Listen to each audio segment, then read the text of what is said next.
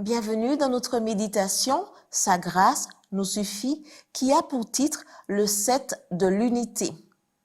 Il y a un seul corps et un seul esprit. Comme aussi vous avez été appelés à une seule espérance, celle de votre vocation. Il y a un seul Seigneur, une seule foi, un seul baptême, un seul Dieu et Père de tous, qui est au-dessus de tous, parmi tous et en tous. Éphésiens 4, versets 4 à 6.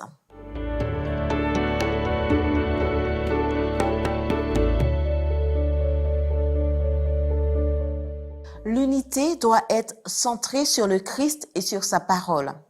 Si la doctrine nous divise et que l'amour nous unit, pourquoi ne pas laisser de côté la doctrine et nous réjouir du lien de l'amour? Pourquoi ne sommes-nous pas plus ouverts? L'amour est un principe et il est fidèle. Sinon, ce n'est pas de l'amour. L'unité basée sur quelque chose qui n'est pas la vérité biblique ne tient pas.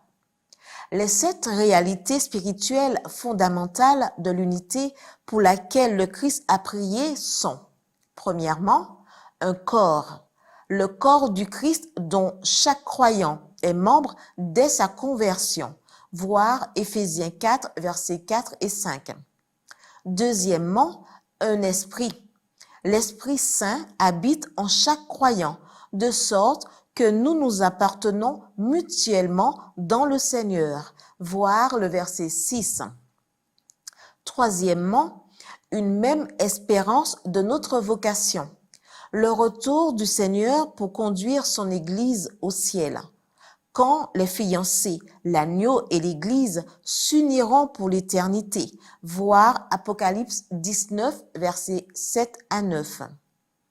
Quatrièmement, un Seigneur, le Dieu fait chair, voir Romains 8, verset 3, 1 Timothée 3, verset 16. Crucifié, ressuscité, qui aujourd'hui intercède pour nous et qui viendra bientôt, qui est mort, vit et viendra pour nous, voir Romains 8, versets 27 et 34. Reconnaître que le Christ est Seigneur est la base de l'unité. Il y a un seul Seigneur, une seule foi, un seul baptême, un seul Dieu et Père de tous, qui est au-dessus de tous, parmi tous et en tous. Éphésiens 4, versets 5 à 6. Cinquièmement, une foi. Le Christ a donné sa vérité à l'Église.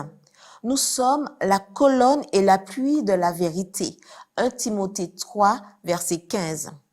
Mais nous ne légiférons pas, tout comme nous ne produisons pas de pain.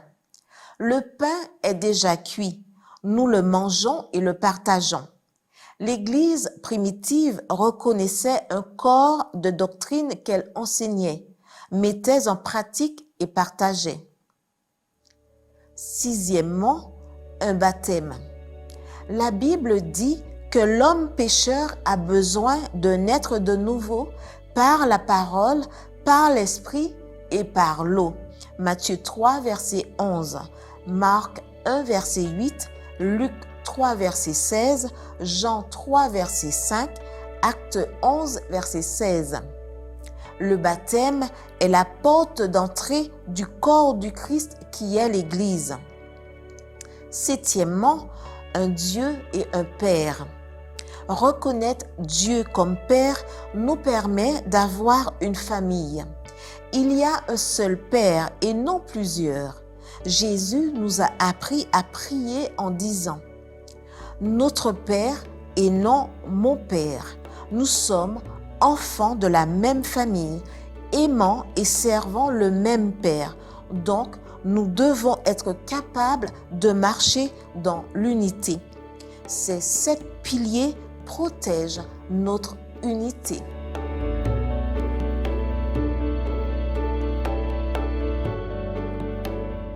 Comme les rayons d'un vélo, plus nous sommes près du centre, plus nous sommes proches les uns des autres. Et ainsi, unis au Christ et à sa parole, nous atteignions la véritable unité. Amen.